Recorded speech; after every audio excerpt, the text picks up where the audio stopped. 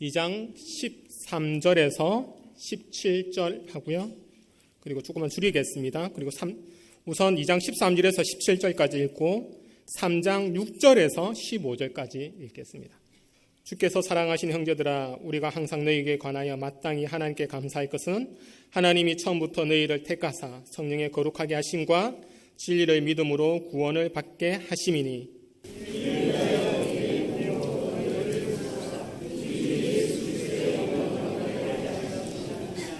그러므로 형제들아, 굳건하게 서서 말로나 우리의 편지로 가르침을 받은 전통을 지키라.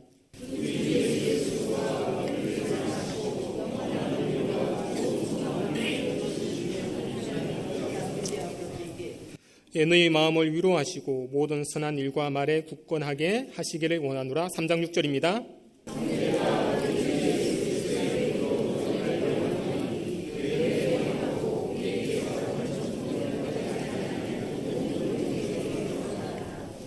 어떻게 우리를 본받아야 할지를 너희가 스스로 아나니 우리가 너희 가운데서 무질서하게 행하지 아니하며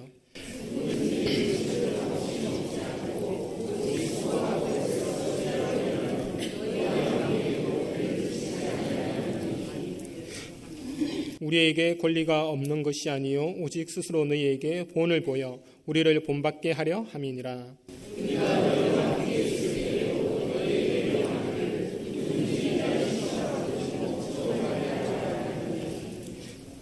우리가 들은즉 너희 가운데 게으르게 행하여 도무지 일하지 아니하고 일을 만들기만 하는 자들이 있다 하니,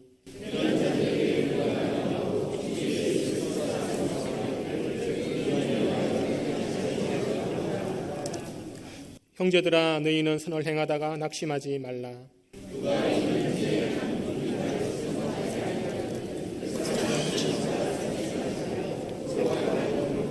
같이 읽겠습니다. 그러나 원수와 같이 생각하지 말고 형제같이 권면하라. 아멘. 부담되시겠지만 인사 한번 하고 시작했으면 좋겠습니다. 옆에 모르는 사람이 있어가지고 전혀 부담될 수 있는데요. 저는 상대방 부담스러워하는 거 잘합니다. 그렇기 때문에 인사할 때 그렇게 하겠습니다. 제가 여러분을 향해서 하나님의 사랑과 하나님의 평화가 여러분과 함께라고 말하면 여러분도 저를 향해서 팔을 쭉 뻗어서 목사님과 함께, 옆에 있는 누구와 함께, 누구와 함께. 이해되시는지요? 표정이 정 아닌데 한번 해보겠습니다. 하나님의 사랑과 하나님의 평화가 여러분과 함께,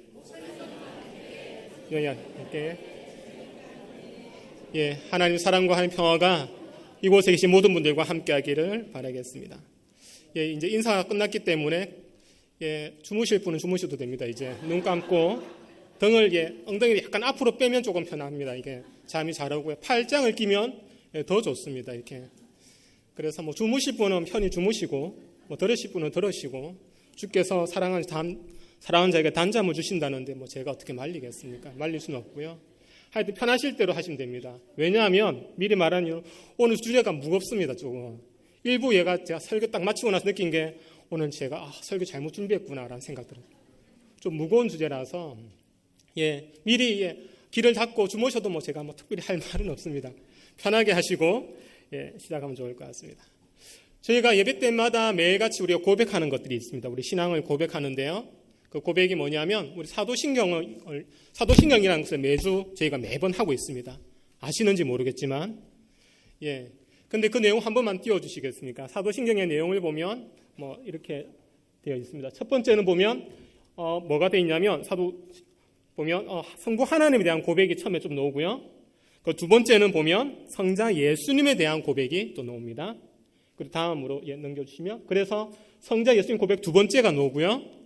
그리고 네 번째에 보면 성령, 교회, 교제, 재용서, 부활, 영생 이런 것들, 그리고 마지막으로 아멘으로 마지막으로 마치게 됩니다. 여러분들이 이런 것들을 고백한다는 거 알고 있었습니까? 이때까지? 대단하십니다. 어떤 분들은 보면 이게 주문이거든요. 하늘에 계신 아버지여 이렇게 해가지고 시작하자마자 내용도 몰라요, 뜻도 몰라요. 시작하자마자 누가 빨리 외우는가 이게 포커스가 될 때가 있습니다. 그래가지고 내용도 없이 그냥 무조건 외우는데 우리가 이런 것들 믿는다고 말하고 있는 것입니다. 사실은 좀 부담됩니다. 사실 위로 한 번만 옮겨주시겠습니까? 특별히 두 번째 보면 특별히 말하고자 하는 게 뭐냐면 이게 세 번째 보면 성자 예수님에 대한 고백, 우리가 잘 믿어지지 못하는데 믿는다고 계속 말하는데 뭐 있냐면 나는 성령으로 잉태되었다고 예수님께서 성령으로 잉태되어 동정녀 마리아에게 나셨다고 말하고요. 예수께서 십자가에 죽으셨다가 그리고 3일 만에 살아나셨다는 걸 믿고요. 그리고 하늘에 올라가셨다는 성천하셨다는 걸 믿고 그 다음에 5번째가 뭐냐면 거기로부터 살아있는 자와 죽은 자를 심판하려고 이 땅에 다시 온다는 것을 믿습니다. 우리가 믿습니까 여러분? 거짓말 아니십니까? 예수님께서 다시 재림할 걸 여러분 믿습니까? 반응이 이래 좋으면 안 됩니다. 저는 아닐 거라 예상하고 설교를 준비했거든요. 너무 반응이 좋으면 제가 설교가 힘들어집니다. 어쨌든 우리가 예수님의 재림을 우리가 믿는다고 매일같이 말해요. 그걸 믿는 걸 어떻게 하겠습니까? 근데 문제가 여기에 있습니다. 우리가 믿긴 믿는데 이것을 어떻게 믿냐면 피상적으로 믿는 것 같아요. 꼭 우리에게 뭐가 같냐면 한국인들에게 통일과 같은 존재인 것 같습니다. 이것이 예수님의 재림이. 우리의 소원은 통일. 다 말하잖아요. 그리고 실제 물어요. 통일 원해? 라고 물으면 뭐라고 합니까? 원해. 지금? 아니 지금 말고 다음 세대 내 없을 때. 왜냐하면 지금 통일되면 나의 재산의 절반을 떼주어야 이 나라가 운영되거든요. 그러니까 나의 희생에 대해서는 별 생각 안 하기 때문에 그렇습니다. 예수님이 재림을 원해? 네네. 좋다고. 예수님 재림하시죠. 지금 당장? 아니요. 내 말고 내 다음 세대, 내 없을 때 나는 이 시대에서 행복하게 잘 살고 떵떵거리면서 살고 내가 이 땅에서 사라졌을 때 하나님 마음대로 하시라고 오시든지 말든지 그때는 꼭 우리에게 재림이 이런 느낌인 것 같습니다. 그런데 성경에서 말하는 재림은 물론 그럴 수도 있습니다. 그럼 제가 한 가지 더 질문하겠습니다. 여러분 재림을 믿는다고 했으니까 제가 한 가지 더 질문할 건데요. 예수님의 재림을 준비하면서 여러분 지금 무엇을 하고 있습니까? 예수님 재림 믿지 않습니까? 그럼 예수님 재림할 걸 알고 있어요. 언제인지 모르겠지만. 그럼 그걸 가지고 여러분 그걸 위해서 무엇을 준비하고 있습니까? 예수님의 재림을 위해서. 오신다는데 내가 어떻게 준비하죠? 뭘 준비하고 있습니까? 첫 번째 질문입니다. 두 번째는 예수님의 재림이 저와 여러분에게 어떤 영향을 미칩니까? 드디어 심각해집니다. 어떤 영향을 미칩니까? 예수님 재림이. 어떤 듀가 있다는 것은 마지막이 있다는 것은 우리에게 영향을 미치게 돼 있어요. 분명히. 예를 들면 저를 예를 들면 이렇습니다.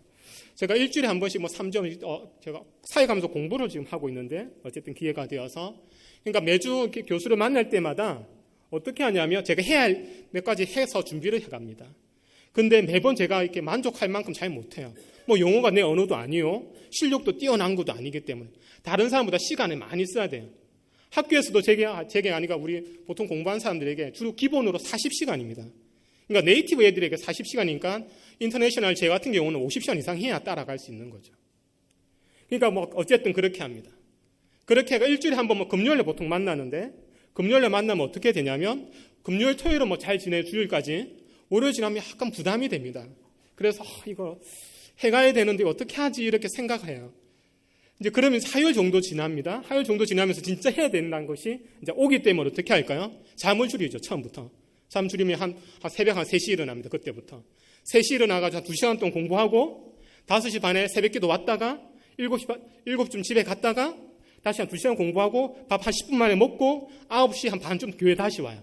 그러니까 성경 공부하고 큐티 모임하고 이렇게 하다가 저녁에 또 시간 되면 가고 그 저녁에 이제 녹초가 돼서 다시 집에 돌아오고 그렇게 준비해서 제가 금요일을 맞이하게 되는 겁니다. 그러니까 금요일 오후쯤 되면 멍해요, 저도. 그럼에도 불구하고 지금 버티고 있고 잘하고 잘하는지는 모르겠습니다. 어쨌든 버티고 있고 하고 있는 것입니다. 제가 버틸 수 있는 이유가 무엇일까요? 이렇게 힘든데도 불구하고 제가 이 일을 할 수 있는 이유가 무엇일까요? 금요일날 교수를 만나야 되기 때문이거든요. 하기 싫거든요. 저도 잠 많고 아침 좋아. 아침 일어나는 거 좋아하지만 일찍 새벽같이는 안 일어나고 싶거든요. 저도. 그럼에도 불구하고 제가 새벽 3시에 일어나가지고 그렇게 준비하고 이렇게 왔다 갔다 하는 이유가 무엇일까요? 컨디션도 안 좋고 이런데 시간을 쪼개면서까지 좋아하는 운동 줄이고 인터넷 안 하고 TV 안 보고 제가 이렇게 하는 이유가 무엇일까요? 금요일이 있기 때문이거든요. 금요일날 만나서 내가 잘 해야 되기 때문에 좋아하는 운동 안 하고 컴퓨터도 안 하고 진짜 이 일만 하는 거죠. 그러니까 기후가 있다는 것은 재림을 우리가 믿는다는 것은 이런 영향을 미치고 다음이 준비한다는 것은 우리의 삶을 명확하게 하는 특징들이 있어요. 재림이 이런 역할을 합니다. 예수님의 종말이 이런 것들을 역할을 해요. 그런데 이 예수님의 재림과 종말이 우리에게 그런 영향을 미치냐는 거예요. 지금 제 질문은. 예수님 재림 때문에 여러 삶을 절제하고 있습니까? 해야 할 일이 분명해지고 있어요. 예수님 재림뿐만 아니라 인생의 마무리를 생각한다면 내가 해야 할 일이 명확해집니다. 인생의 마지막 때에 여러분의 비석에 저와 여러분 분명한 것은 무엇이면 다 죽는다는 거잖아요. 여러분 비석에 여러분의 후세들이 뭐라고 썼으면 좋겠습니까? 누구 이 땅에서 조개 줍다가 하늘로 가다. 뭐 이렇게 기록되기 원해요. 안 그러면 이 땅에서 내 등산하다 가다. 이 땅에서 내 여행하다 돌아가다. 안 가면 이 땅에서 그냥 무조건 먹다가 돌아가다. 안 그러면 이 땅에서 우리 자녀들을 위해서 희생하다 돌아가다. 이 말 듣고 싶어요? 다음 세대들에게. 안 그러면 이 땅에서 영어 공부하다 죽다. 이렇게. 그 말 듣고 싶습니까? 무슨 말을 듣고 싶죠? 그것이 있다면 오늘의 삶이 내가 해야 할 일이 분명해지는 거예요. 종말이라는 것이 이런 것입니다. 예수님의 재림이라는 것이 이런 거예요. 그런데 문제는 우리가 예수님의 재림을 다 기다려요. 그렇지만 이것이 나에게 아무런 영향을 끼치지 못한다는 것입니다. 좀 극단적으로 말하면 이 말은 반대로 하면 무엇이냐면 내가 재림을 믿는지는 모르겠으나 재림이 내 재림이 아닌 거예요. 저와 여러분의 아무런 의미가 없는 것입니다. 아니 지구 밖에 저게 뭐 명왕성, 천왕성, 해안성이 있는데 있다는 걸 알면 뭐예요? 우리하고 영향이 없는데, 내게 관계가 없는데 아무런 의미가 없는 것입니다. 과학자에게는 의미가 있어요. 그게. 그렇지만 우리에게는 저 밖에 천왕성이 있고 목성, 금성이 있는 것이 우리에게 어떤 영향이 있습니까? 우리가 달을 관찰하지 아니하고 별을 관찰하지 않는데 그런 것입니다. 무겁게 시작해서 죄송하지만 우리의 현실이 지금 이런 것입니다. 그런데 분명한 것은 성경이 오늘 저와 여러분에게 뭐라고 말하냐면 종말이 분명히 있다라고 계속적으로 말하고 있어요. 놓치지 않았으면 좋겠습니다. 이게 개인적으로 일어나고 누구나 알 수 있게끔 일어난 것이 지구의 종말이라고 말하고요. 예수님의 재림이라고 말하고요. 우리 인생의 끝이라고 말하고 있는 것입니다. 여러분이 인정하든 안 하든 상관없어요. 이거는. 여러분이 인정하든 안 하든 분명히 일어날 일이라고 분명히 말하고 있습니다. 성경에서 여기에 대해서 여러 가지로 말해주고 있는데 오늘 이 시간상으로 좀 부족하기 때문에 그것까지 다 다루진 않고 우선 넘어가도록 하겠습니다. 그러면 이 종말을 살아가는데 바울은 우리에게 그러면 이 종말의 때에 너와 내가 어떻게 살아야 될 것인지에 대해서 오늘 본문에서 우리가 말해주고 있습니다. 오늘 본문 우리가 2장 13절부터 쭉 읽어 나갔는데요. 거기서 오늘 두 가지만 살펴보려고 하는데 먼저 이해하기 위해서 데살로니가 전 후서의 말씀을 이해하기 위해서 좀 잘 이해하려면 2장부터 좀 이해하면 좋을 것 같습니다. 원래 데살로니가 교회가 어떤 교회냐면 사도 바울이 개척해서 이제 세웠던 교회예요. 그래서 개척교 조그만한 교회입니다. 조그만한 교회고 많으면 한 3, 40 인원은 정확하게 알 수 없으나 뭐 20, 30명 많으면 4, 50명 되는 뭐 그런 교회입니다. 그리고 그러다가 바울이 계속 있었던 교회가 아니라 몇 달이 차에 가다가 떠났던 교회거든요. 그러니까 어린 교회예요. 아직 모든 것이 힘든 이런 교회입니다. 내면적으로는 그렇고 조금 외적으로 보면 당시가 어떠냐면 지금 로마의 박해가 막 시작되고 있는 그런 시점이거든요. 그러니까 밖에서는 계속 이게 국가에서 박해를 하고 자기가 크리스찬이라는 것을 드러낼 수 없는 이런 신분에 있습니다. 그런데 로마만 박해하는 것이 아니라 자기 옆에 있는 누구냐? 유대교가 있거든요. 유대인들이 자기들을 또 박해합니다. 이상한 사이비 종교 믿는다고 계속 박해하는 지금 이런 시점에 이 본문이 놓여 있습니다. 그러니까 외적인 환경이 너무 힘들어요. 그러니까 이런 상황이 있으니 계속 이들에게 어떤 마음이냐면 예수님이 빨리 왔으면 좋겠다는 마음이 있는 거예요. 예수님이 빨리 재림 안 해? 그렇지 않습니까? 저와 여러분 인생이 힘들면 어떻습니까? 이 시간이 빨리 무조건 지나갔으면 좋겠다는 생각 들잖아요. 너무 죽고 싶으면 빨리 주님 왔으면 좋겠다 이 생각하지 않습니까? 안 하십니까? 여러분은? 저는 힘들면 그렇게 해요. 너무 힘들면 주여 이 땅에서 저를 빨리 좀 어떻게 했으면 좋겠다고. 지금 이 사람들이 데살로니가 교회 성도들이 지금 이런 상황이었어요. 그런데 이런 상황에서 사실은 바울이 어떻게 했냐면 격려하려고 그들에게 데살로니가 전서에서 뭐라고 말하냐면 예수님이 조만간 오실 거야. 힘내, 참아 라고 말했어요. 그러니까 박해받는 이들에게 참아, 예수님 오실 거니까 위로하려고 사실 이 말을 했던 거예요. 그런데 이 말을 데살로니가 교회 성도들은 어떻게 이해했냐면 예수님 오시구나 라고 해서 그 중에 일부는 어떻게 했냐면 삶의 모든 것을 포기해버리고 예수님 곧 오실 거야. 모든 걸 포기해버리고 무의도식하면서 주님만 기다리는 겁니다. 1992년입니까? 다미 성교회 올 때 모든 걸 접어버리고 어떻게 하면 그게 다미 성교회에 들어갔던 것처럼 계속 이제 그렇게 하는 사람들이 드디어 이제 생겨나기 시작했어요. 그리고 일부는 그렇게 하고 일부는 어떻게 하냐면 예수님 오시면 어떻게 하지 하면서 삶이 진행이 안 되는 거예요. 그렇게 해가지고 계속 힘들어지는 상황입니다. 이 상황 속에서 기록된 게 데살로니가 후서이고요. 특히 2장입니다. 2장 3절로 가서 당시의 이야기를 잠시만 살펴보도록 하겠습니다. 데살로니가 후서 2장 3절 천천히 한번 같이 읽어보겠습니다. 같이 읽겠습니다. 누가 어떻게 하여도 너희가 미혹되지 말라.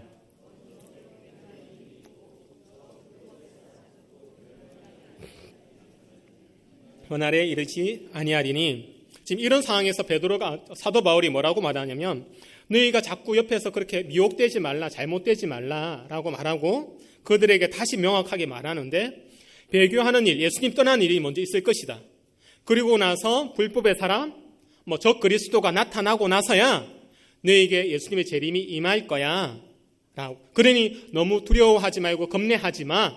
라고 다시 명확하게 지금 말해주고 있어요. 그렇게 하면서 이들에게 안심시키는 거죠. 그런데 문제는 무엇인지 아십니까? 이 사실을 2장 3절의 이 말을 데살로니가 성도들이 처음 들은 말이 아니라는 거예요.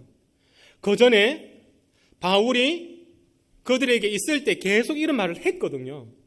했음에도 불구하고 잊어버리고 있다가 다시 똑같은 상황이 되니까 두려워하는 겁니다. 2장 5절입니다. 2장 5절 우리 같이 한번 천천히 읽어보겠습니다. 같이 읽겠습니다. 내가 너희와 함께 있을 때 이 일을 너희에게 말한 것을 기억하지 못하느냐. 망각의 은사가 있는 것 같습니다. 저와 여러분에도 망각의 은사가 있지 않습니까? 지난주 설교인 거 혹시 기억나십니까? 원광영 목사님 오셔가지고 뭘 하셨습니까? 내용은 이제 바라지 않겠습니다. 제목이 뭐였습니까? 제목이.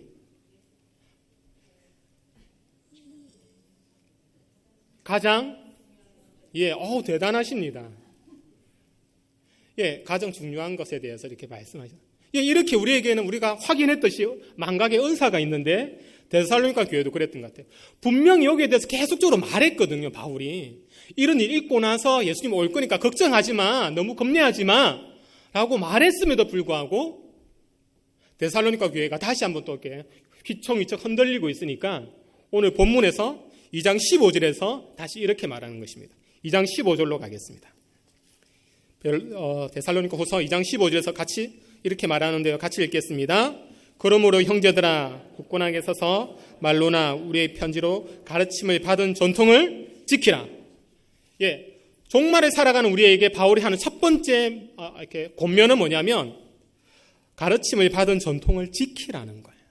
다른 말로 하면 주의 말씀을 지키라는 거예요. 붙들라는 거예요. 이렇게 말하면 사실 감이 잘 오지가 않습니다. 왜냐하면 이렇게 지키다는 말을 좀 성경 번역하는 사람도 좀 너무 밋밋하게 있거든요. 이게 원어를 좀 잘 보면 뭐가 꽉 붙들라라는 말로 해석할 수 있습니다. 주의 말씀을 꽉 붙들라라는 말로 이해하면 됩니다. 이것이 말해진 배경은 이렇습니다. 사실은 이 말을 잘 이해하려면 하나의 그림을 상상해 보면 되는데요. 여러분 유대 광야에 어떻습니까? 이스라엘에게 지금 이렇게 양을 많이 치지 않습니까? 양을 치다가 실수해서 양이 그것도 새끼 양 말고 어미 양이 이 구덩이에 빠졌어요. 근데 그것을 꺼내야 되지 않습니까? 여러분 어떻게 꺼내겠습니까? 여러 가지 방법이 있겠죠. 밑에 가서 올릴 수도 있고 여러 가지가 있는데 이 양을 꺼낼 때 어떻게 꺼내냐면 여러 가지가 있지만 양을 묶으면 한 사람이 내려가서 양을 묶어요. 묶어가지고 줄로 이제 당기는 것입니다. 문제는 이거예요. 양이 새끼 양이 아니라는 거예요. 1, 2kg짜리가 아니고 수십 kg짜리라는 거예요. 양이 털만 해도 무거울 때는 털만 깎지 않습니까? 이렇게 목자들이 털만 10kg 이상 나갈 때가 있어요. 무거운 것들은. 털만 10kg니까 실제로 얼만큼 무겁겠습니까? 그 양을 줄에 매달아서 구덩이에서 꺼내는 거예요. 여러분이 구덩이에서 꺼낸다고 생각해 보십시오. 어떨까요? 한 명이나 두 명이 꺼내지 않습니까? 한 수십 킬로짜리를 꺼내니까 룰루랄라 노래 부르면서 이렇게 할까요? 아니거든요. 정자세를 취하고 꺼내겠죠. 취하다가 어떻게 할까요? 처음에 땀 뻘뻘 나겠죠. 힘드니까. 처음에 힘을 쓰는데 안 돼요. 억지로 올려요. 어떻게 됩니까? 땀이 나요. 땀이 날 뿐만 아니라 손바닥이 까지기 시작해요. 그럼에도 불구하고 양을 꺼내려면 어떻게 해야 됩니까? 그 상태에서 뒤로 계속 버텨야 되는 거죠. 주의 말씀을 붙들라는 것은, 꽉 붙잡아라는 것은 바로 이런 거예요. 주의 말씀을 대충 그냥 주의 말씀 한번 와서 읽고 집에 가서 선반에 올려두고 책상에 뒀다가 다음 주에 한번 툭툭 털어서 이렇게 오라는 게 아니라, 주의 말씀을 붙든다는 것은 이렇게 붙잡는 거예요.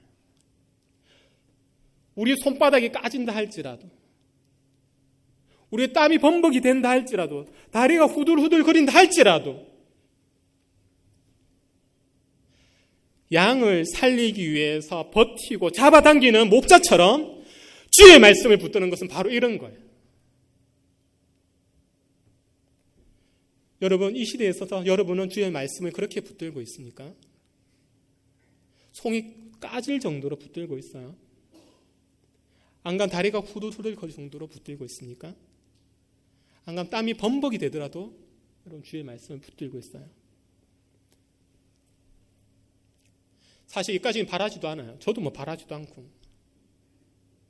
최소한 주의 말씀을 붙들 때 이런 자세는 필요한 것 같고요. 여기에 동참하고자 하는 의지는 있어야 될 것입니다. 우리에게. 주님께서 오늘 저와 여러분에게 말하는 것이 무엇이냐면 그렇게 붙들라는 거예요. 왜냐하면 이렇게 안 붙들면 데살로니가 교회 성도처럼 내가 100번, 1000번 말해도 까먹어버리거든요. 잊어버리거든요. 똑같은 상황 되면 똑같이 당하거든요. 이렇게 뼈에 새기고 우리 DNA에 새기지 않으면 이렇게 붙들어가지고 계속 사단이 공략할 때마다 매번 엎어지고 자빠지고 코 깨고 그렇게 할 것이기 때문에 사도 바울이 오늘 뭐라고 합니까? 붙들 때 대충 붙들지 말고 제발 그렇게 붙들어. 손이 까지더라도 한번 붙들어봐 라고 오늘 말하는 것이 오늘 첫 번째 말씀입니다. 저와 여러분의 교회에서 이렇게 많은 걸 제공합니다. 이렇게 뭘 제공하냐면 주의 말씀 붙들 수 있는 기회를 제공해요. 가장 첫 번째가 무엇이죠? 뭐 우리 잘 알고 있죠. 큐티. 아까 전에도 광고했는데 큐티라는 것을 하자고 계속 붙들라고 이렇게 광고를 해줘요. 여러분 이 말씀 읽을 때 어떻게 읽습니까? 혹시 안 하신 분들은 어쩔 수 없고요. 안 하셨으면 우선 동참했으면 좋겠어요. 이것을 붙들 때에 저와 여러분이 다음이 기약되는 것입니다. 더 중요한 건 무엇인 줄 아십니까? 여러분이 주의 말씀을 붙들 때에 다음이 기약될 뿐만 아니라 여러분의 자녀가 기약이 돼요. 여러분 이곳에 왜 오셨습니까? 시드니 왜 오셨죠? 왜 호주에 오죠? 우리가 좀 한국의 경쟁에서 벗어나 편하게 살려고, 잘 살아보려고, 또 한편으로는 자녀 잘 키워보려고. 또 어떤 분들은 뭐 태어나서 여기 사는 분도 있어요. 그런 분들은 뭐 어쩔 수 없죠. 여기 사는 이유가 살면서 우리가 가장 많이 요구하는 것이 무엇입니까? 아, 좋아. 잘 살고 싶어. 그런데 제가 보니까 시드니는 지옥이에요. 나쁘게 말하면. 지옥길로 가는 지름길이 시드니에 있어요. 주의 말씀을 붙들 수 없게 만들거든요. 여러분이 그렇게 좋아하는 시드니가 한편으로는 너무 편안하고 좋지만 한편으로는 여러분을 하여금 주의 말씀을 붙들 수 없게 만드는 게 바로 이 호주이고 시드니예요. 다르게 말하면 여러분을 지옥으로 가되 그냥 보내는 거야. 급행을 태워서 고속열차를 태우는 것이 바로 시드니 같습니다. 여러분이 붙들지 않으면 여러분도 이 고속열차에 타게 되고 여러분만 타는 걸로 만족하지 않고 여러분의 자녀들도 바로 탈 거예요. 가르치지 않으면. 여러분이 주의 말씀을 안 붙드는데 어떻게 우리 자녀가 주의 말씀을 붙들겠습니까? 우리가 잘 알겠지만 우리의 자녀는 우리의 무엇을 보고 자랍니까? 모르십니까? 우리의 등을 보고 뒷모습을 보고 살아요. 우리의 앞에서 우리 잘하는 척 하는 걸 절대 안 봐요. 보죠, 물론. 영향을 안 받습니다. 우리의 자녀는 우리의 무엇을 보고 자라냐면 우리의 뒷모습을 봅니다. 내가 어떻게 하고 있는지 뒷모습을 보고 자라는 게 우리의 자녀예요. 그러니까 여러분이 성경 보는 척 해가지고 절대로요, 아이들 성경 안 보고 진짜 성경을 봐야 돼요. 말씀을 붙들어야 해요. 애들은 귀신이거든요. 귀신처럼 잘 알아채요. 이게 가짜인지 진짜인지. 엄마들이 어떻게 하냐면 아이들 교육시키려고 책 읽는 척해요. 제가 잘 알거든요. 이렇게 책 평소에는 잘 안 읽다가 초등학교 되고요, 우리 아이가 좀 책을 좋아하면 좋겠어. 그렇게 해야 대학 잘 가고 좋은 사람, 훌륭한 사람 된다고 하니까 책 읽는 척해요. 그러니까 그 생각이니까 먼저 모범을 보여야 된다. 이러니까 어떻게 합니까? 엄마 아빠들이 평소에 책 안 읽다가 갑자기 책 가져오고 책 읽어주고 난리법석 피우거든요. 물론 맞아요. 그만큼도 감사하죠. 근데 아이들은 귀신같이 그걸 알아채요. 이게 진짜인지 아닌지를. 말씀도 마찬가지로 주님께서 우리에게 말씀하신 것들에서 우리가 주의 말씀을 순종함으로 기꺼이 하는지 안 하는지도 금방 알 수 있어요. 우리 자녀들은. 여러분의 대회 끝나면 사실 문제가 안 되는데 이게 심각한 문제는 주의 말씀 붙드는 것이 심각한 이유는 여러분에게 이 영향이 끝나는 것이 아니라 다음 세대가 영향을 미친다는 게 더 큰 영향이에요. 여러분이 그렇게 아이들을 생각해서 이 땅에 왔는데 그래서 고생하고 있는데 버티는데 우리 자녀를 위해서 그것이 무의로 돌아간다는 것입니다. 그래서 바울은 계속적으로 주의 말씀을 붙들라라고 손이 까지더라고 붙들라고 그렇게 말합니다. 주의 말씀을 붙들 때 제발 그렇게 붙들었으면 좋겠습니다. 쉽지 않은 걸 알 수 있어요. 어려워요. 큐티 하시는 분들 보면 이렇게 제가 같이 나눔하다 보면 오늘 별로 할 게 없어요. 은혜가 안 돼요. 그걸 제가 막 나누면 어떻게 그렇게 했냐고 또 말하잖아요. 여러분 큐티 한 몇 분 묵상하십니까? 한 2번 읽고 이렇게 묵상하십니까? 저 많이 할 때 한 본문을 가지고 읽기만 한 100번 할 때 있어요. 어떨 때는. 100번을 읽는데 본문의 내용이 이렇게 안 들어올까요? 한 100번 한 2시간 정도 해요. 2시간. 어떨 때는 시간 여유가 있으면 많이는 못하는데 여유가 있으면 아침 새벽에 일어난댔잖아요. 그러면 한 6시부터 시작해서 7시부터 시작해서 한 9시까지 읽고 첫 번째 읽었는데 이해가 안 돼요. 2번 읽었는데 이해가 안 돼요. 무슨 말인지도 모르겠고 더 중요한 거는 은혜가 안 돼요. 읽었는데. 예언서 읽었는데 이걸 지금 제가 설교 이렇게 데살로니가 후서 지금 하지 않습니까? 이거는 큐티 본문인데 은혜가 안 돼요. 이게 와닿지도 않아요. 별로 할 것도 없어요. 이걸 뭘 하라고 지금 이렇게 하나. 보통 같으면 이렇게 합니다. 제가 이거 설교를 지금 몇 분 했을 것 같습니까? 준비를. 어른 설교할 때 보통 한 20시간이에요. 20시간. 20시간에서 한 40분 말합니다. 30분 말하고. 무슨 말인지 이해가 되십니까? 아니 시간의 차이가 일어난다. 은혜가 안 되는 건 당연하지 이게. 너무 죄송하죠. 여러분의 다이를 요구하는 건 아니고요. 이거 제 일이기 때문에 이렇게 하는데 묵상할 때 이런 자세로 해야 된다는 거예요. 한 번 읽었는데 이해가 안 된다. 덮어버리는 것이 아니라 한 번 안 되면 2번, 3번, 4번, 5번, 한 10번은 읽어야 돼요. 10번은. 그래야 이게 무슨 말인지 감이 와요. 붙드는 건 큐티 하시는 분들이 있습니까? 이게? 그런 자세로 붙들었으면 좋겠습니다. 큐티 안 하시는 분들은 큐티 함으로 붙들었으면 좋겠고요. 그렇게 할 때 우리의 삶이 다음이 보장되어지고 우리의 자녀가 보장된다는 것을 말하고 있습니다. 첫 번째는 바울이 우리에게 주의 말씀을 붙드는 걸로 지금 말씀하고 있고요. 두 번째는 우리가 다음으로 넘어가서 데살로니가 3장 11절 12절을 한번 찾아보겠습니다. 두 번째는 여기서 이렇게 말하고 있습니다. 데살로니가 후서 3장 11절 12절 우리 같이 한번 천천히 같이 읽겠습니다. 우리가 들은즉 너희 가운데 게으르게 행하여 도무지 일하지 아니하고 일을 만들기만 하는 자들이 있다 하니 이런 자들에게는 우리가